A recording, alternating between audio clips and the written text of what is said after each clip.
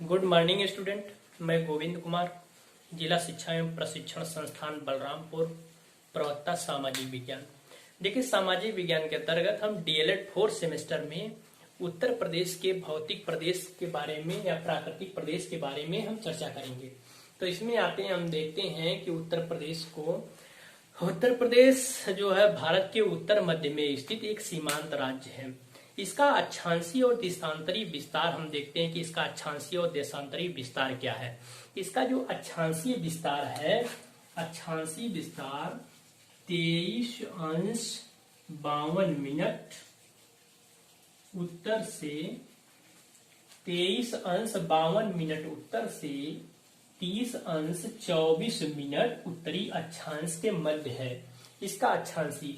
अब इसका देशांतरी हम विस्तार देखते हैं। देशांतरी विस्तार 77°5' पूर्वी देशांतर से 84°38' पूर्वी देशांतर के मध्य स्थित है। पूर्वी देशांतर के मध्य स्थित है।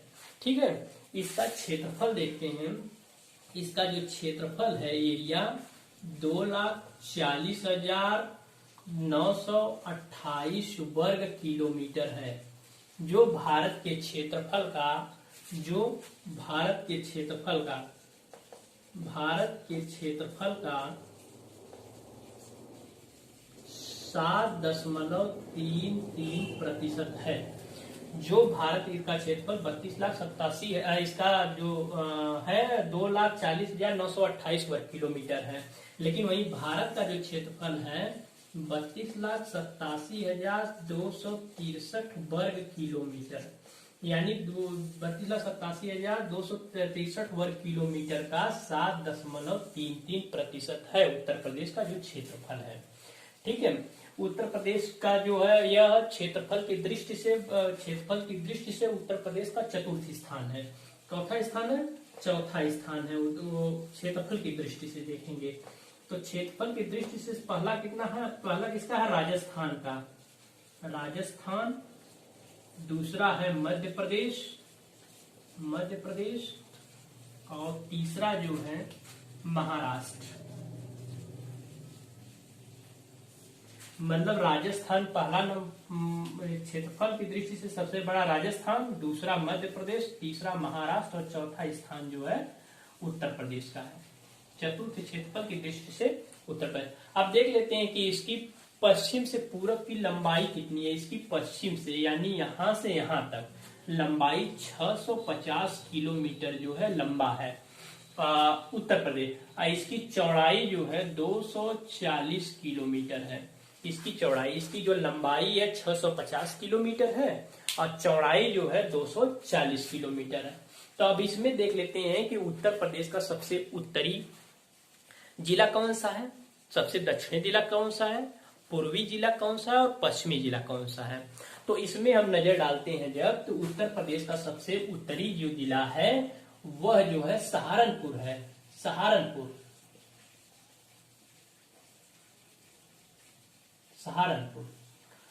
इसके बाद जो सबसे दक्षिणी जो है सोनभद्र है। सबसे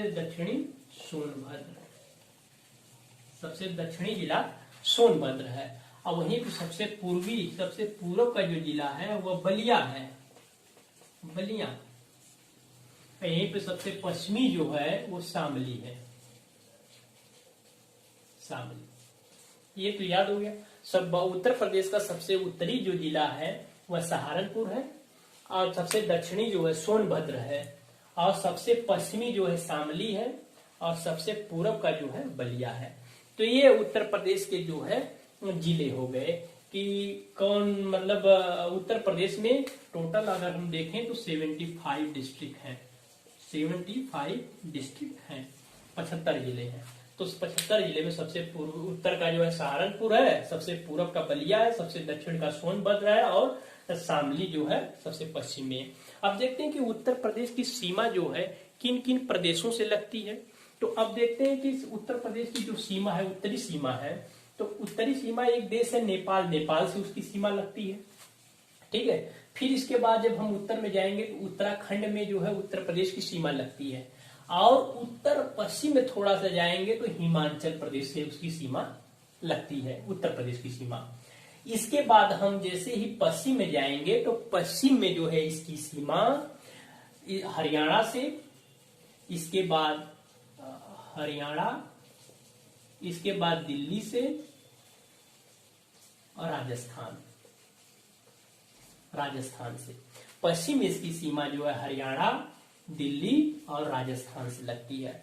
और दक्षिण में इसकी सीमा मध्य प्रदेश से लगती है, मध्य प्रदेश से, दक्षिण में मध्य प्रदेश से लगती है। और पूरब में बिहार, झारखंड और छत्तीसगढ़ उत्तर प्रदेश की सीमा लगती है।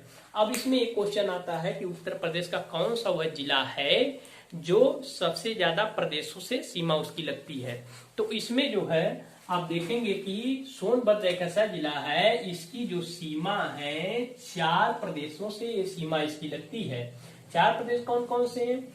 बिहार है, यहाँ पे बिहार इसकी सीमा साझा होती है, फिर झारखंड है, इसके बाद छत्तीसगढ़ है और इधर जो है मध्य प्रदेश से इसकी सीमा जो लगती है 4 सबसे ज्यादा। ठीक है, तो ये हो गए उत्तर प्रदेश के जिले। अब आते हैं, देखते हैं कि इसको कितने, उत्तर प्रदेश को जो है मुख्य रूप से 3 भौतिक प्रदेशों में इसको विभक्त किया जाता है। वो 3 भौतिक प्रदेश कौन कौन से हैं? पहला जो होता है भावर व तराई का क्षेत्र, भावर व तराई का क्षेत्र। भावर व तराई के क्षेत्र के अंतर्गत हम देखते हैं तो भावर जो है इसका जो ज्येष्ठ शिवालिक श्रेणी के नीचे वाले जो हिस्सा है, यानी इसका विस्तार सहारनपुर से लेके कुशीनगर तक है, कुशीनगर के पडरौना तक है। यह जो है बड़े बड़े कंकड़ पत्थर से निर्मित है। बड़े बड़े कंकड़ पत्थर से निर्मित होने के कारण यहाँ पर जो है कृषि नहीं की जाती है और यहाँ पे जो है नदियां अक्सर विलुप्त हो जाती हैं। पुनः जो है तराई बेल्ट में जो है नदियां उभर कर सामने आती हैं। तो वहां देख लेते हैं कि यह जो है 34 किलोमीटर चौड़ी एक पतली पट्टी के रूप में इसका विस्तार है, यानी इसका विस्तार पश्चिम में अधिक है। इस भावर क्षेत्र का पश्चिम में ये चौड़ी है, जैसे ही पूरब में बढ़ते जाते हैं इसकी पट्टी जो है पतली होती जाती है, यानी यहाँ पे चौड़ा है, यहाँ पे पतला है। फिर ये भावर क्षेत्र के ज्येष्ठ नीचे वाला हिस्सा दक्षिण में तराई बेल्ट के नाम से जाना जाता है।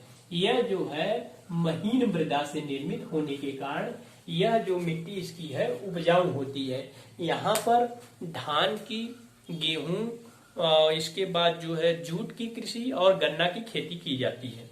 तो यह जो है यहाँ पे क्या होता है कि अक्सर यहाँ पे नदियां जो है भावर क्षेत्र में नदियां जो है विलुप्त हो जाती हैं और यहाँ पे जो है तराई क्षेत्र में नदियां उभर कर जो है सामने आ जाती हैं, जिसके कारण क्या होता है यहाँ पे नदियां बहने लगती हैं तो जल भराव की समस्या उत्पन्न हो जाती है।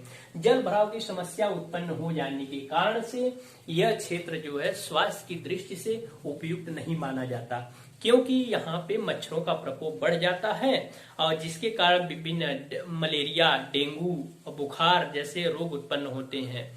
और यहाँ का जो जल स्तर होता है काफी ऊपर पाया जाता है। यहाँ का जल पीने योग्य सही नहीं माना जाता। तो इस प्रकार से जो है तराई क्षेत्र में यह चीज है, यहाँ पे खेती वगैरह की जाती है। अब आते हैं कि मध्य का मैदान, दूसरा जो है मध्य का मैदान। भावर तराई के नीचे वाला जो क्षेत्र होता है वह गंगा का मैदान या मध्य का मैदान के नाम से जाना जाता है। तो इसमें देखते हैं कि यह जो है इसका विस्तार किस प्रकार से हुआ। इसका जो विस्तार है, जो नदियां आती हैं मैदानी क्षेत्रों में उनके द्वारा लाए गए निक्षेप के जमा करने से इस मैदान का विकास हुआ है। इनमें प्रमुख नदियां जो हैं गंगा है, यमुना है, रामगंगा, गोमती, घाघरा, ताप्ती आदि नदियों द्वारा जो है लाए गए निक्षेपों से इसकी रचना, इसकी जो है विकास हुआ है। यहाँ निक्षेप जमा करने के कारण यह जलोढ़ मिट्टी पाई जाती है। जलोढ़ मिट्टी पाई जाने के कारण यह क्षेत्र कृषि की दृष्टि से अत्यंत उपजाऊ है। तो उपजाऊ होने के कारण यहाँ पे जनसंख्या सघन पाई जाती है और यहाँ पे लोग कृषि काफी अच्छे तरीके से करते हैं। यहाँ पे कृषि हर प्रकार की जाती है। यहाँ पे जो कृषि की जाती है वहां पर जो है धान है, गेहूं है, मक्का है, ज्वार है, बाजरा है, तिलहन है, दलहन, हर प्रकार की फसल जलोढ़ मिट्टी में की जाती है। जलोढ़ मिट्टी, अब इसमें देखते हैं कि जो मिट्टियों का जलोढ़ मिट्टी जो जमा होता है इसको भी हम दो भागों में विभक्त करते हैं। इसमें बांगर मृदा और खादर। पहला है बांगर, दूसरा है खादर मृदा। अब इसमें हम ये समझते हैं कि जो बांगर मृदा होती है पुरानी जलोढ़ मृदा होती है। खादर जो होती है नवीन जलोढ़ मृदा होती है। तो इसमें देखते हैं कि जो बांगर होता है, अब इस तरह से आप समझिए कि अगर कोई ये नदी जो है प्रवाहित हो रही है, इस तरह से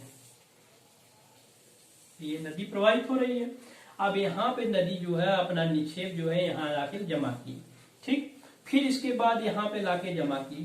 तो ये जो प्राचीन मृदा है इसको बांगर के नाम से जाना जाता है। जब यहाँ पे नवीन मृदा का जब जमा होता है, यहाँ पे क्या होता है कि नदियां प्रतिवर्ष अपना जो है यहाँ पे लाके निक्षेप जमा करती हैं। प्रतिवर्ष इसको जो है खादर के नाम से जाना जाता है।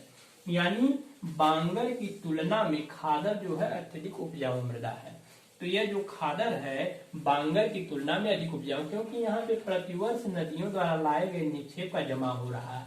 यह जो होती है प्राचीन जलोढ़ मृदा है, जिसके कारण यहाँ पे कृषि वगैरह तो की जाती है लेकिन इसकी तुलना में यह कम महत्वपूर्ण है। तो इस प्रकार से जो है इसे खादर और बांगर के रूप में जाना जाता है। अब आते हैं कि दक्षिण का जो पठारी क्षेत्र है, ये तो दक्षिण का जो पठारी क्षेत्र है इसको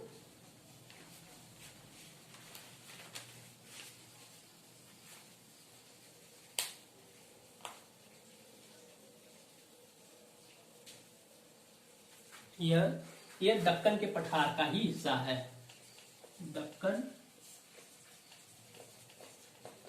दक्कन के पठार का हिस्सा है। इसका जो क्षेत्रफल है 45,200 वर्ग किलोमीटर। 200 वर्ग किलोमीटर। इसका जो ये विस्तार है ये ललितपुर, झांसी, जालौन, हमीरपुर, महोबा, बांदा, चित्रकूट, इलाहाबाद का जो करछना क्षेत्र है, इसके बाद मिर्जापुर और चंदौली का क्षेत्र सम्मिलित किया जाता है। इसके अंतर्गत ये जो पठारी क्षेत्र के अंतर्गत आता है, पठारी क्षेत्र के अंतर्गत। तो यह जो होता है यहाँ पे मृदा जो है बहुत अधिक, यहाँ पे वर्षा की कमी होने के कारण मृदा अत्यधिक उपजाऊ नहीं होती है, जिसके कारण यहाँ पर कृषि के मामले में अत्यंत पिछड़ा हुआ है। यहाँ पे जो है तिलहन और दलहन की खेती की जाती है। चना हुआ, ज्वार है, बाजरा है, मक्का है, यही सब की जो है कृषि की जाती है। कृषि के मामले में जो है काफी पिछड़ा। वहाँ पे एक बेतवा नहर निकाली गई जिसके कारण ये थोड़ा बहुत यहाँ पे विकास हुआ है, जो है कृषि की जाती है। अब इस वाले हिस्से को जो है बुंदेलखंड के नाम से जानते हैं। बुंदेलखंड के नाम से जानते हैं। यहीं पे बघेलखंड का जो हिस्सा है, बघेलखंड जो है ये सोनभद्र वाला हिस्सा जो है सम्मिलित किया जाता है। बघेलखंड के अंतर्गत जो है बघेलखंड के अंतर्गत जो है सोनभद्र का हिस्सा जो है सम्मिलित किया जाता है। वहीं बुंदेलखंड के अंतर्गत ललितपुर, झांसी, महोबा से लेकर ये सब क्षेत्र जो है सम्मिलित हैं। यहाँ पे देखते हैं कि ये जो इस क्षेत्र का बहुत ज्यादा विकास नहीं हो पाया है, ये अत्यंत पिछड़ा हुआ है क्षेत्र है। पिछड़ा हुआ क्षेत्र होने के कारण यहाँ पे जो है यह खनिजों की, ये क्षेत्र पठारी होने के कारण यहाँ के खनिज जो है पर्याप्त मात्रा में पाए जाते हैं। खनिज जो होते हैं यह इसमें जो है चूना पत्थर, कोयला, बॉक्साइट, हीरा, सोना, तांबा, यूरेनियम, सिलिका आदि प्रमुख जो है इसके खनिज पदार्थ पाए जाते हैं, जिसके कारण यहाँ पर जो है विभिन्न प्रकार के उद्योग की स्थापना हुई है। इसमें स्टील प्लांट, एल्युमिनियम प्लांट, एल्मुना का प्लांट जो है स्थापित किया गया है, जिसके कारण यह जो है पठारी क्षेत्र इस प्रकार से जो है यहाँ इस प्रकार से उत्तर प्रदेश को 3 भौतिक प्रदेशों में विभक्त करके जो है इसकी चर्चा हमने की। पहला जो है भावर और तराई का क्षेत्र, गंगा का मैदान या मध्य का मैदान, और तीसरा पठारी क्षेत्र। ठीक, धन्यवाद।